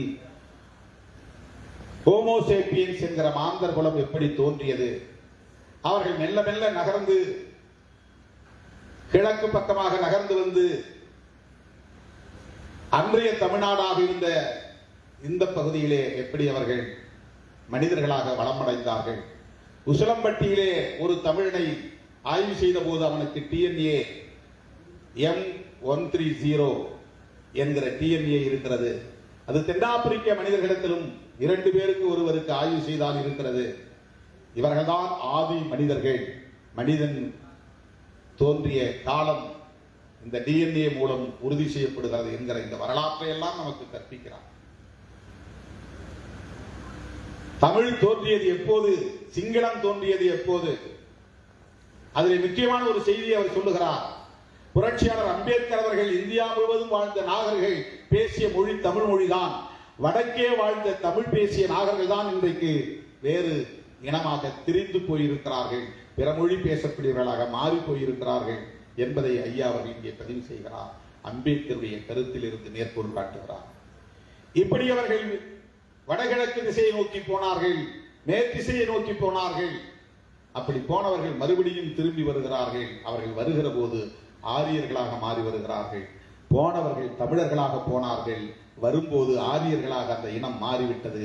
பல தலைமுறைகளாக மாறுகிற போது அவர் மொழி மாறிவிட்டது, இனம் மாறிவிட்டது, அவன் தோளின் நிறம் மாறிவிட்டது, அவன் வாழ்க்கையின் முறை மாறிவிட்டது. ஆனால் முதலில் தோன்றிய ஹோமோசேப்பியன்ஸ், திராவிடனாய், தமிழனாய் அல்லது நாகர் இனத்தை சார்ந்தவனாய் அவன் பரிணாமம் பெற்று பல்வேறு நிலங்களுக்கு போய் அவன் பல தலைமுறைகளை கடந்து பல 1000 ஆண்டுகளை கடந்து அவன் திரும்பி வருகிற போது இந்த மண்ணுக்கு அவன் ஆரியனாய் வருகிறான், வேத மொழியை கொண்டு வருகிறான். அதே போல இலங்கை தீவில் வாழ்ந்தவர்கள் அத்தனை பேரும் தமிழர்கள். அவர்கள் தங்களுக்கான மதமாக சிவமதத்தை ஏற்றுக்கொண்டவர்கள், சிவநெறியினர். அவர்களில் ஒரு பிரிவினர் பௌத்தத்தை ஏற்றுக்கொள்கிறார்கள். பௌத்த தமிழனும் சிவமத தமிழனும் 2 பேரும் தான் ஒருவருக்கொருவர் முட்டிக்கொள்கிறார்கள், மோதிக்கொள்கிறார்கள். அந்த பௌத்த மதத்தை சார்ந்த தமிழர்கள் தான் பின்னாளில் எழுமொழி பேசியவர்களாக மாறி சிங்கள மொழி பேசியவர்களாக மாறி சிங்களவர்களாகவும் மாறுகிறார்கள். சிங்களவர்கள் வேறு யாரும் இல்லை, அவர்கள் ஆதி தமிழர்கள் தான். அவர்கள் ஆதி காலத்தில் இருந்த தமிழர்கள் தான். பிராகிருத சிங்களம் எந்த நூற்றாண்டில் தோன்றியது, ஆதி சிங்களம் எந்த நூற்றாண்டில் தோன்றியது, இன்றைக்கு பேசுகிற சிங்களம் எந்த நூற்றாண்டில் தோன்றியது? கிபி 6ஆம் நூற்றாண்டுக்கு பிறகுதான் இந்த சிங்களமே தோன்றியது. ஆனால் அதற்கு முன்பே இந்த மண்ணில் கிமு 1ஆம் நூற்றாண்டுக்கு முன்பே புலக்கோட்டான் என்கிற தமிழ் மன்னன் மட்டக்களப்பை ஆண்டிருக்கிறார். சங்கிலியன் வன்னிய மண்ணை ஆண்டிருக்கிறார். இப்படி தமிழ் மன்னர்கள் எல்லாரும் ஆண்டிருக்கிறார். இன்னொருவன் பௌத்த தமிழனாக இருந்து தென்மேற்கு இலங்கை பகுதியை ஆண்டிருக்கிறார். இவர்கள் எல்லாம் தமிழர்கள் தான். தமிழர்களே பௌத்தத்தை ஏற்று இன்னொரு இனமாக மாறி ஆதி தமிழர்களுக்கு எதிராக பகை கொண்டு மோதுகிற நிலை ஏற்பட்டிருக்கிறது. இதுவெல்லாம் இந்த வரலாற்றிலே சொல்லப்படுகிற ஆழமாக கற்க வேண்டிய நூல், ஆழமாக கற்க வேண்டிய நூல். ஏராளமான வரலாற்று தரவுகளை நமக்கு தருகிறார். பக்கத்துக்கு பக்கம் நமக்கு புத்தகத்தை மூட முடியும் மனம் வரவில்லை. அவ்வளவு செய்திகள், தமிழ் சம்பந்தமான தொடர்பான செய்திகள். இங்கிருந்து யார் யார் அங்கே வந்தார்கள், திருச்சி லோகநாதன் இருந்து பெரிய பெரிய தமிழ் ஆளுமைகள் எப்படி இசைத்தமிழை பரப்பினார்கள், நாடகத் தமிழை பரப்பினார்கள், இயல் தமிழை பரப்பினார்கள். தமிழ்நாட்டு தமிழறிஞர்களுக்கும் அங்குள்ள தமிழறிஞர்களுக்கும் இடையிலே எப்படியான ஒரு உறவு இருந்தது, பிணைப்பு இருந்தது, இணைப்பு இருந்தது, எல்லாவற்றையும் சொல்லுகிற ஒரு வரலாற்று நூலாக இருக்கிறது. பெருமை தோழர்களே, உணர்ச்சி பாவலர் ஐயா காசி ஆனந்தன் அவர்கள் 100 ஆண்டுகள் வாழ வேண்டும், நோய் நொடியின்றி வாழ வேண்டும். மேதகு பிரபாகரன் அவர்களின் நம்பிக்கைக்குரிய ஒரு மாபெரும் பாவலனாக வாழ்ந்து இன்றைக்கும் தமிழீழத்தை வென்றெடுக்க வேண்டும் என்கிற கொள்கை பிடிப்போடு போராடி கொண்டிருப்பவர். அரசியல் ரீதியாக எடுக்கிற உத்திகளை நாம் பிழையாக கருத வேண்டியதில்லை. இந்த மேடையில் பிஜேபி வந்திருந்தாலும் நான் வந்திருப்பேன்.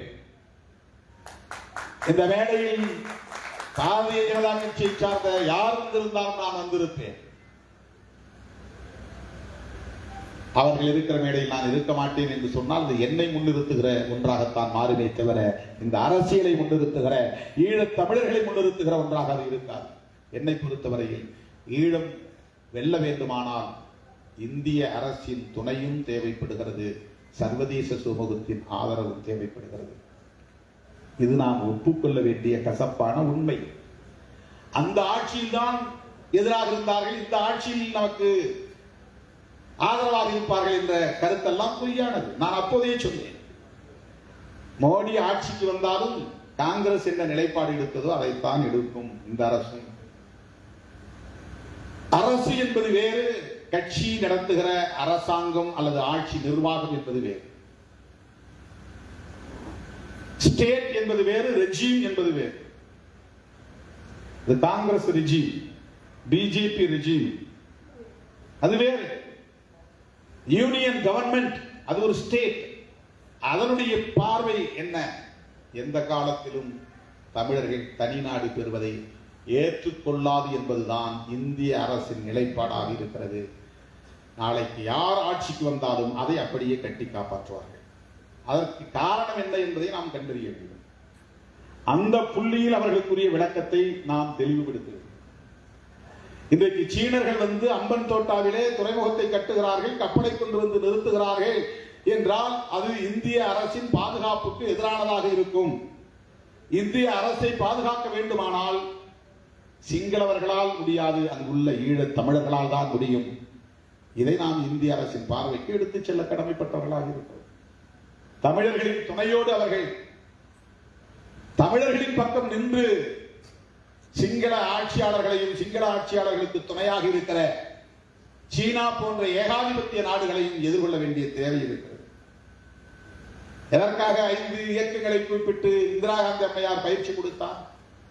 எந்த காங்கிரஸை நாம் விமர்சிக்கிறோமோ, எந்த தலைவரை நாம் விமர்சிக்கிறோமோ, அவர்கள்தான் இந்த ஆயுத குழுக்களுக்கு பயிற்சி கொடுத்தவர்கள், ஆயுதம் கொடுத்தவர்கள், இதை வளர்த்தவர்கள், இதை வலிமைப்படுத்தியவர்கள். இந்த வரலாற்று உண்மையும் நாம் மறைத்து விட முடியாது. உலக அளவில் விடுதலை இயக்கங்களுக்கு ஏதேனும் ஒரு அரசு துணையாக இருந்துதான் அந்த விடுதலை போராட்டம் வெற்றி இருக்கிறது. உலகத்தில் எந்த விடுதலை இயக்கமாக இருந்தால், இந்த ஹமாஸ் இயக்கம் அவ்வளவு தூரம் இஸ்ரேல் என்கிற ஒரு நாட்டை எதிர்த்து போராடுகிறது என்று சொன்னால் அவர்கள் ஒரு குழுவாக இருந்து மட்டுமே போராட முடியாது. அவர்களுக்கு ஏதோ ஒரு ஏகாதிபத்திய அரசு துணை இருக்கிறது என்பதுதான் அதிலே நாம் உணர்ந்து கொள்ள வேண்டிய உண்மை. ஆகவே ஈழ விடுதலை போராட்டமாக இருந்தாலும், எந்த ஒரு தேச விடுதலை போராட்டமாக இருந்தாலும், அந்த விடுதலை இயக்கம் தனித்து இயங்கக்கூடிய வல்லமையை பெற்றிருந்தாலும் அந்த விடுதலை இயக்கத்திற்கு, ஆயுதம் தாங்கிய இயக்கத்திற்கு உலகின் ஏதோ ஒரு மூலையில் இருந்து ஒரு அரசின் தயவு தேவைப்படுகிறது, ஆதரவு தேவைப்படுகிறது, அவர்களின் துணை தேவைப்படுகிறது. உலகில் எந்த ஒரு நாட்டின் கவனத்துக்கும் போகாமல் ஒரு நாடு விடுதலை பெற முடியாது. ஏகாதிபத்தியங்களின் பார்வைக்கு செல்லாமல் ஒரு நாடு தோன்றிவிட முடியாது. அப்படி என்றால் நாம் முதலிலே நமக்கு எந்த நாட்டின் துணை இன்றியமையாத ஒன்றாக இருக்கிறது என்றால் தவிர்க்க முடியாத கசப்பான உண்மை இந்திய நாட்டின் துணைதான். யார் ஆண்டால் என்ன, இந்திய அரசின் துணை நமக்கு தேவைப்படும்.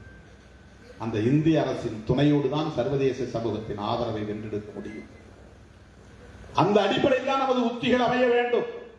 இதை புரிந்து கொள்ளாமல் இவன் தான் காரணம், இந்த கட்சி தான் காரணம், இவர்கள் தான் கூட்டணியால் இப்படி அழித்து வைத்தார்கள் என்று பேசிக் கொண்டிருந்தால் நம்மை நாமே சிதைத்துக் கொள்வதற்கு வழிவகுக்குமே தவிர அதனால் எந்த பயனும் விளையாது.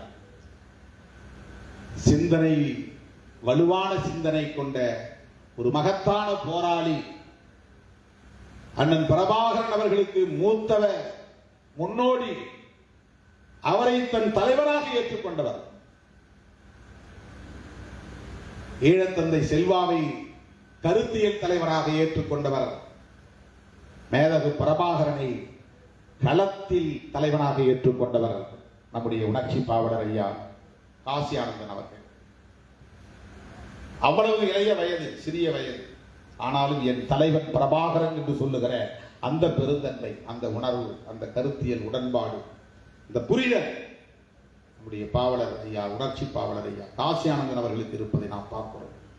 அவருடைய இருப்பு, அவருடைய உழைப்பு, தமிழுக்கும், தமிழ் மண்ணுக்கும், தமிழ் ஈழத்திற்கும், தமிழ் தேசியத்திற்கும் இன்றியமையாத ஒரு தேவை என்பதை சொல்லி இந்த வாய்ப்பை எனக்கு வழங்கியதற்காக நன்றி கூறி முடிக்கிறேன். நன்றி.